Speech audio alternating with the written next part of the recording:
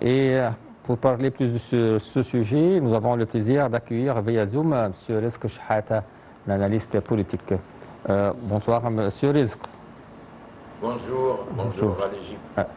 Alors, que représente aujourd'hui le projet de colonisation E1 dans le contexte du conflit israélo-palestinien? C'est la politique dangereuse que le gouvernement israélien utilise à chaque fois. Là, c'est pas étonnant, il y a donc les élections en octobre en Israël et M. Netanyahou veut séduire l'électorat israélien d'extrême droite. Et tout le monde sait, l'Union européenne par exemple condamne les colonisations en Cisjordanie et même les États-Unis ne sont pas pour, M. Trump n'est pas pour ça, il ne soutient pas Israël là-dessus. Bien sûr, l'Égypte a fait donc son rôle de réunir plusieurs pays arabes et musulmans. Il y a l'Arabie Saoudite, il y a le Qatar, les Émirats, la Jordanie, plus les trois grands pays musulmans qui sont le Pakistan, l'Indonésie et la Turquie. Donc c'est un acte illégal à 100%. Les Nations Unies également, qui a été saisie de ce dossier, reconnaît qu'Israël n'a pas le droit d'annexer ou de faire de nouvelles colonies en Cisjordanie. Donc M. Netanyahou fait ça pour les prochaines élections. Espérons qu'il va perdre ces élections pour que la paix enfin soit à notre portée, à portée des peuples qui ont marre des guerres et qui veulent vivre sur leur terre, et ils ont le droit bien sûr. Quel serait l'impact de la construction de nouvelles colonies sur les frontières d'un futur État palestinien, à votre avis? L'impact est très simple, c'est que chaque action a des réactions. Aucun peuple au monde accepterait qu'on envahisse son terre et qu'on prend des colonies. Donc la résistance, en ce cas-là, elle est légale. Et donc Israël, elle prend cette résistance légale et elle fait des prétextes pour encore utiliser sa force armée. Donc c'est clair et net que il faut résister, et même nous en Égypte, quand on avait des colonies israéliennes dans le Sinaï, nous avons résisté et nous avons gagné, et ça doit être la même chose. Il y a des peuples derrière tout ça, et le peuple palestinien, il est là, il existe, et on ne peut pas, avec une décision et un appel d'offres de construction des bâtiments et des maisons, bien sûr, la réaction, ça sera une résistance à cela, et c'est normal, et c'est légitime. Oui. Et alors, on a vu la déclaration commune de l'Égypte et des pays arabes musulmans. À votre avis, cette position commune peut-elle contribuer à renforcer la pression diplomatique sur Israël? Oui, c'est certain, et moi je pense toujours que c'est une manœuvre politique de la part d'Israël plus qu'autre chose, à cause des élections. Maintenant, quand on a l'Indonésie, le plus grand pays musulman, alors Israël, elle veut toujours des accords d'Abraham avec l'Arabie Saoudite, qui est le représentant par excellence de l'islam dans le monde.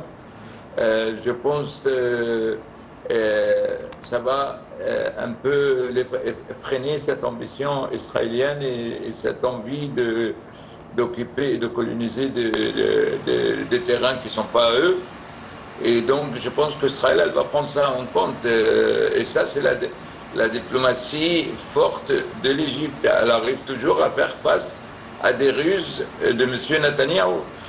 Donc je pense que c'est un acte important qui peut freiner ces ambitions illégitimes israéliennes. Et est-ce que les appels à des sanctions contre les acteurs impliqués dans la colonisation constituent un moyen de pression efficace? À terme, oui. Il faut juste attendre quelques mois.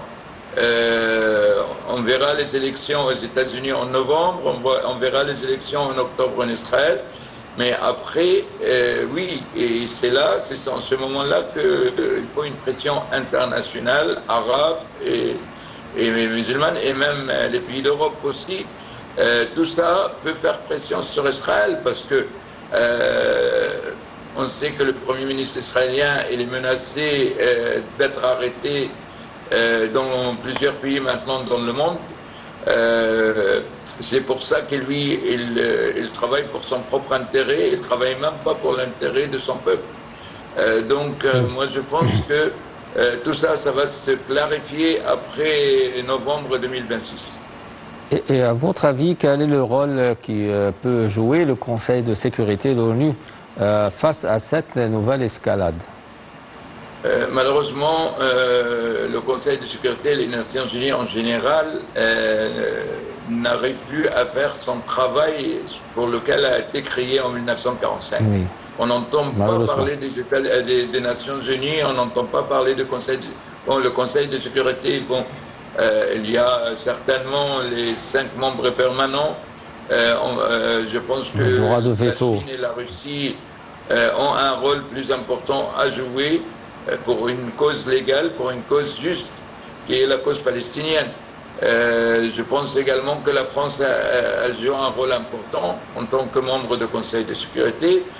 Maintenant, les États-Unis et l'Angleterre, même maintenant l'Angleterre, je pense avec le Premier ministre anglais, ça peut aussi jouer un rôle.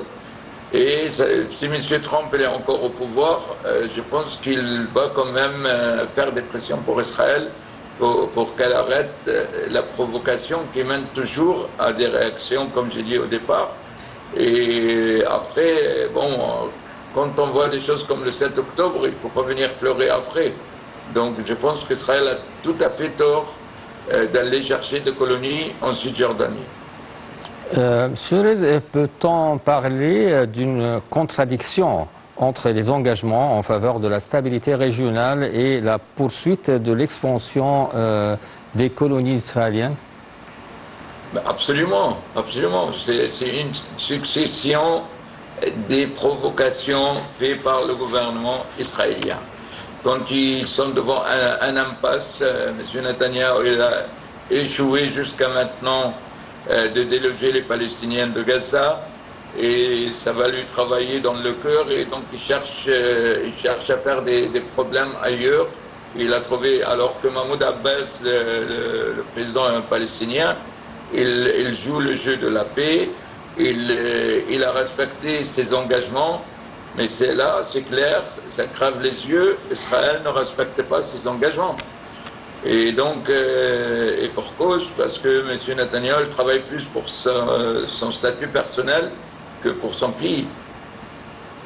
Et à votre avis, quelles pourraient les conséquences de l'expansion des colonies sur la stabilité dans la région?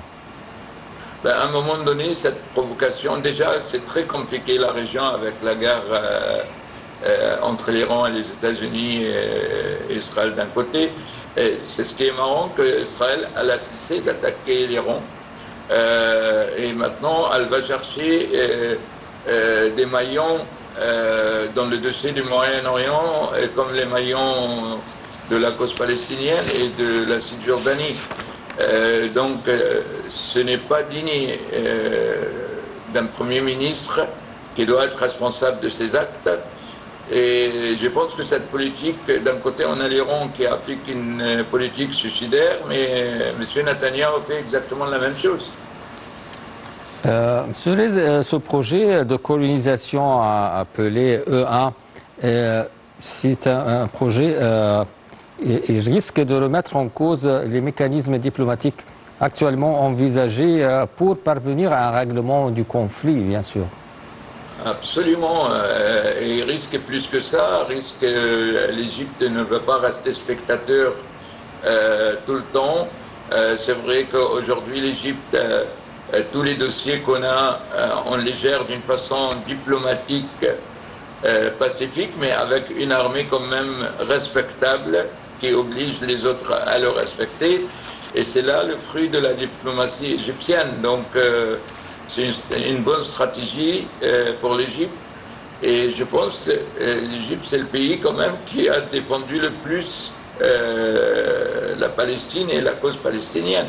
partout dans le monde depuis l'époque d'Anwar el Sadat, quand on était prêt de faire reconnaître M. Begin de l'État palestinien à l'époque, en 1979. Et malheureusement, les autres pays arabes n'ont pas suivi. Et là, ils payent un peu l'erreur du passé. Mais quoi qu'on en dise, il y a des peuples qui existent. Ces peuples, ils sont là. Et les peuples, ils sont beaucoup plus forts que les armes, beaucoup plus forts qu'un char, qu'un avion.